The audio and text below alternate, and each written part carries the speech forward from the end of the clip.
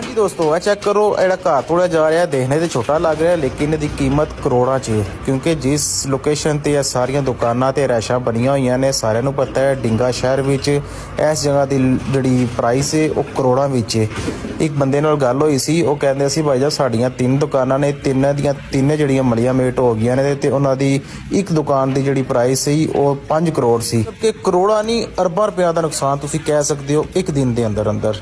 ਜਿੰਨੇ ਵੀ ਕਰਾ ਲਏ ਨੇ ਸਾਰੇ ਘਰੋਂ ਬੇਘਰ ਹੋ ਗਏ ਨੇ, ਜਿੰਨੇ ਵੀ ਦੁਕਾਨਦਾਰ ਸਾਰੇ ਨੇ ਸਾਰੇ ਬੇਰੁਜ਼ਗਾਰ ਹੋ ਚੁੱਕੇ ਨੇ। ਲੇਕਿਨ ਗੱਲ ਫੇਰ ਵੀ ਉੱਥੇ ਹੀ ਆ ਕੇ ਮੁੱਕਦੀ ਏ ਕਿ ਸਰਕਾਰ ਦੀ ਜਗ੍ਹਾ ਸੀ, ਇੱਕ ਨਾ ਇੱਕ ਦਿਨ ਇਹ ਵਕਤ ਆਣਾ ਹੀ ਸੀ ਕਿ ਉਹਨਾਂ ਵਾਪਸ ਲੈਣੀ ਹੈ। ਯਾਰ ਜੋ ਵਕਤ ਆ ਚੁੱਕਿਆ ਹੈ, ਇਹ ਚੈੱਕ ਕਰ ਸਕਦੇ ਹੋ ਸਾਰਾ ਸੀਨ। ਇਹ ਵਾਈਟ ਸ਼ਰਟ ਵਿੱਚ ADCR ਹਿਜ਼ਰ ਹਯਾਤ ਭੱਟੀ ਸਾਹਿਬ, ਨਾਲ ਰੈੱਡ ਸ਼ਰਟ ਵਿੱਚ ਜਿਹੜੇ ਨਵੇਂ AC ਖਾਰੀਆਂ ਤਾਇਨਾਤ ਹੋਏ ਨੇ ਅਹਿਮਦ ਸ਼ੇਰਗੁੰਦਰ ਸਾਹਿਬ, ਨਾਲ ਹੈ ਕਮੀਜ਼ ਸ਼ਲਵਾਰ 'ਚ ਜਿਹੜੇ CO ਲਾਲਾ ਮੂਸਾ ਜਾਇਜ਼ਾ ਮੁਆਇਨਾ ਲੈ ਰਹੇ ਨੇ। ਇਹਨਾਂ ਦੀ ਜ਼ੇਰੇ ਨਿਗਰਾਨੀ ਸਾਰਾ ਆਪਰੇਸ਼ਨ